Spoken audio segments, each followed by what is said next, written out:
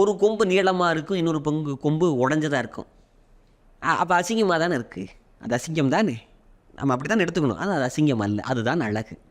இப்போ இந்த பக்கம் நம்ம இந்த இருக்கிறதான்னு சொல்கிறாங்க, இது வச்சா இதுக்கு ஈக்குவலாக இருக்கணும், ப்ரொபோர்ஷனேட்லி ஈக்குவலாக இருக்கணும் இல்லையா? மீசைனா மீசத்தே மாதிரி இருக்கணும், ஒன்று அதிகமாக ஒன்று தான் நல்லா இருக்காது இல்லையா? ஆனால் நமக்கு அழகு முக்கியம். அழகை இழந்தாவது மற்றவர்களுக்கு பயன்படணும் அப்படிங்கிற ஒன்று தான் அதில் இருக்குது. இதுங்க ஐயா சொல்வேந்தர் சுகீசும் ஐயா அவர்கள் சொல்வார்கள், 5ஆம் வேதமாக இருக்கிற மகாபாரதத்தை எழுதணும். இவர் தான் எழுதுறாரு ஸ்டெனோகிராஃபராக, அதாவது வியாசர் சொல்ல இவர் எழுதுறாரு. எதில் எழுதுறது? பேனால் எழுதலாமா? இங்கு தீர்ந்து போயிடும். அப்புறம் ரீஃபில் பேனால் எழுதுனா இங்கு எப்போ எந்த நேரத்தில் நிற்குன்னு தெரியாது, அது கழட்டி நாசுர வச்சு அப்புறம் தான் எல்லாம் பண்ண வேண்டியிருக்கு, நல்லா இருக்கும். அதனால் எதில் எழுதுவது? அழியாத வேதமாக இருக்கக்கூடிய இந்த மகாபாரதத்தை என்னுடைய தந்தத்தை உடைத்து நான் எழுதுவேன்.